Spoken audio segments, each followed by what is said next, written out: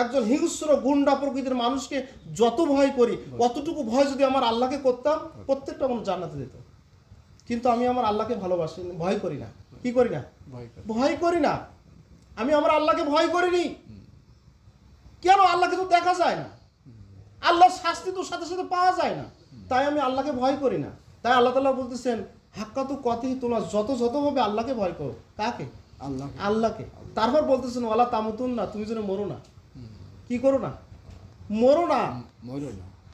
কিন্তু কোরআনে অন্ততপক্ষে 100 আয়াতে বলেছেন। কত আয়াত? 100 আয়াত। কুল্লু নাফসিন যায়িকাতুল মাউত, সূরা আলে ইমরান 185 নম্বর আয়াত। আল্লাহ তাআলা আবার বলতেছেন, কুল্লু নাফসিন যায়িকাতুল মাউত, সূরা আম্বিয়ার 35 নম্বর আয়াত। কুল্লু নাফসিন যায়িকাতুল মাউত, সূরা আনকাবুতের 57 নম্বর আয়াত। এইরকম অসংখ্য আয়াতে আল্লাহ তাআলা বলতেছেন। তারপরে বলতেছেন যে, আইনা মাতা কোন ইউদরিকুমুল মাউত ওয়ালা কুনতুম ফি বুরুজিম মুশাইয়াদা, তোমরা যদি সুরক্ষিত দুর্গের ভিতরে থাকো, মৃত্যু তোমার নাগাল পাবেই। কিভাবে? মৃত্যু তোমার নাগাল পাবেই। আল্লাহ তাআলা আবার বলতেছেন, আযাল্লিম মুসাম্মা, যারা এখনো পৃথিবীতে আসেনি, যারা এখনো রুহু জগৎ, যারা এখনো মায়ের পেটে, যারা পৃথিবীতে আসেনি, আর আমরা যারা পৃথিবীতে এসেছি, আমাদের আয়ু কি, আমাদের যে হায়াত জিন্দেগি, এটা কিন্তু লিমিটেড করা। কি করা? লিমিটেড করা। আমি এসেছি সফরে। এই দুনিয়ার জীবন হচ্ছে সফরের জীবন। কি জীবন? সফরের জীবন। আপনার ইচ্ছা থাক আর না থাক, আপনি আপনার জুতি আসতে পারেননি দুনিয়ায়, আপনার জুতি আপনি দুনিয়া আসতে পারেননি।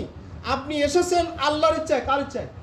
আল্লাহর ইচ্ছায়। আবার এই দুনিয়া থেকে চলে যেতে হবে কার ইচ্ছায়? আল্লাহর ইচ্ছায়। এই সময়টা আছে আপনার সফরের সময়, কিন্তু আপনার সফরটা চলে তার ইচ্ছায়, এই সফরটা বন্ধ হবে তার ইচ্ছায়। তার ইচ্ছায়। তাই তিনি বলতেছেন, ওয়ালা তামুতুন্না, তুমি যেন মরো না। আবার তিনি বলতেছেন, তোমার মৃত্যু হবেই। কি হবে? তোমার মৃত্যু হবেই। তবে কোন অবস্থায় মরো না? ইল্লা আনতুম মুসলিমুন, তুমি যেন মুসলিম না হয়ে মরো না। কঠিন হচ্ছে এইটা যে মুসলিম মানে কি? আমরা মুসলিম মানে অনেকে জানি না। মুসলিম মানে আত্মসমর্পণকারী, সারেন্ডার করা। যখন কোনো আসামি ছোটে এবং পুলিশ যদি ধরে ফেলায়, তখন সে হাত উঁচু করে কি করে? সারেন্ডার করেছি, আমার আর ক্ষমতা নেই, আমি সারেন্ডার করেছি, আমার কিছু নেই, আমার কোনো ব্যক্তি স্বাধীনতা নেই, তুমি যেভাবে আমাকে ধরবা, যেভাবে আমাকে বাঁধবা, যেখানে আমার রাখবা, সেইটাই আমার। ঠিক কিনা? আমি সারেন্ডার করেছি। মুসলিম হচ্ছে সারেন্ডার করা। আমি কি সারেন্ডার করেছি আমার জীবনে?